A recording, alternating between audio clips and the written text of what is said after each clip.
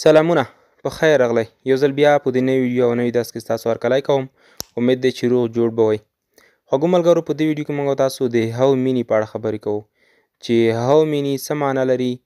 او په کوم ځایونو کې موږ تاسو کولی شو چې هاو مینی استعمال کړو کوم ډول استعمال د هغې سم دی او کوم ډول استعمال د هغې غلط استعمال دی نو راځئ چې په درس باندې شروع وکړو لومړی خو تاسو دا در سره زده کړئ چې هاو مینی څه معنی لري هاو مینی معنی څومره لکه پښتو کې موږ تاسو وایو چې څومره نو د هغې لپاره موږ تاسو په انګلیسي ژبه کې هاو مینی استعمالوو او په عربي کې وایو چې کم نو همدا قسم په انګلیسي ژبه کې موږ تاسو وایو چې هاو مینی دا خو معلومه خبره ده چې څومره موږ تاسو پښتو ژبه کې د مقدار لپاره استعمالوو یعنی کوم وخت کې چې موږ تاسو د مقدار په اړه پوښتنه کوو نو څومره استعمالوو عین ډول هاو مینی چې دی هغه هم په انګلیسي ژبه کې د مقدار لپاره استعمالیږي لکه موږ تاسو یو چاته وایو چې هاو مینی برادرز ډو یو هاو ته څومره ورونه لرې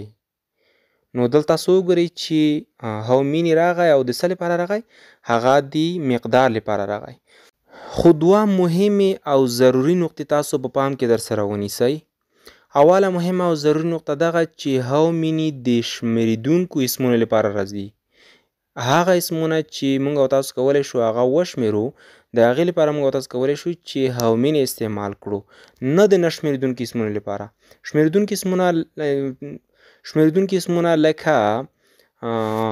قلم، کتابچه، سړی، ټلیفون، کمپیوټر او داسې نور چې کوم شمېرل کیږي او نه شمېرېدونکي اسمونه لکه اوبه، شیدې او داسې نور کوم چې د شمېر وړ نه وي نو موږ تاسو به هاو مینی د کوم لپاره استعمالوو د شمېرېدونکي اسمونو لپاره به استعمالوو نه د نه شمېرېدونکي اسمونو لپاره لکه مخکیني مثال ته تاسو یو ځل بیا فکر وکړئ ما مخکې مثال جوړ کړی و هاو مینی برادرز ډو یو هاو ته څومره ورونه لرې نو دغه ځای کې ورونه چې دي هغه یو شمېرېدونکی اسم دی او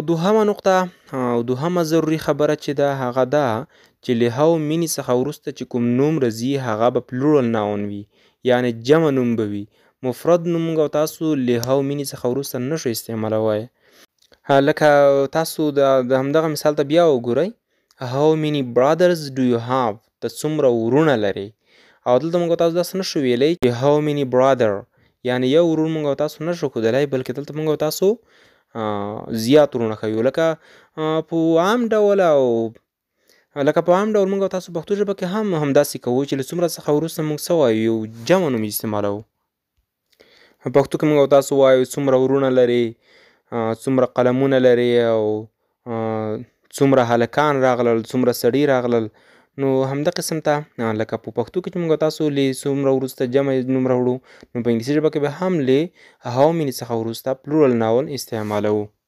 نو دغه دوه نقطې بیخي زیاته مهمه نقطې وي چې تاسو باید په ذهن کې درسره ثبت کړئ یو دا چې هاو مینی چیرته د نه شمېرېدونکي اسمونو لپاره استعمال نه کړئ لکه اوبه لکه اوس تاسو وایئ چې هاو مینی واټر ډو یو هاف دیز رانګ سینټنس دا یوه غلطه جمله ده داسې به نه وایئ او دوهمه ضروري نقطه چې د هغه دغه چې له هاو مینی څخه وروسته هر وخت جمع نومونه راځي نه مفرد نوم اوس راځو په هاو مینی باندې یو څو مثالونه جوړوو چې تاسو پام ورته کوئ هاو مینی فرینډز ډو یو هاو ته څومره ملګري لرې هاو مینی فرینډز ډو یو هاو ته څومره ملګري لرې هاو مینی آورز ډو یو سلیپ How many hours do you sleep? څو ساعته خوب کوې How many hours do you sleep? How many books did he read yesterday? How many books did he read yesterday? هغې تېره ورځ څومره کتابونه ولوستل How many books did he read yesterday? How many cups of water did you drink yesterday? How many cups of water did you drink yesterday? دغه ځای کې ستاسو فکر وي تاسو به وایئ چې دلته واټر څنګه راغل ځکه چې واټر خو یو نه شمېرېدونکی اسم دی خو دلته واټر ته اشاره نه ده بلکې دغه ځای کې کپس ته اشاره ده یعنې پیالو ته اشاره ده نه واټر ته How many cups of water did you drink yesterday? نو دغه و د how many په اړه یو لنډ او مهم درس چې تاسو ته مې در وړاندې کړ. خدای دې وکړي چې تاسو خوښ شوی وي او انشاءالله په بله ویډیو کې موږ او تاسو په دې باندې بیا خبرې کوو چې څنګه کولی شو په هره زمانه کې یا په یوه زمانه کې موږ او تاسو how many استعمال کړو. نو انشاءالله په بله ویډیو کې به په سمپل پاست ټینس فیوچر ټینس او داسې نورو زمانو کې how many درته استعمالوم چې د هغو استعمال شاید ستاسو لپاره یو څه نه څه مشکل وي. نو په هغې باندې انشاءالله په بله ویډیو کې بیا خبرې کوو. دا ویډیو په همدغه ځای باندې بس ده. خدای دې وکړي چې تاسو له ویډیو څخه یو څه زده کړي وي، ویډیو مو خوښه شوې وي نو ویډیو درسره لایک او هم د نورو سره شیر کړئ او هم چینل درسره سبسکرایب کړئ. تر بیا چې ستاسو په درنه حضور کې حاضرېږم ماته اجازه راکړئ او ښه وخت ولرئ.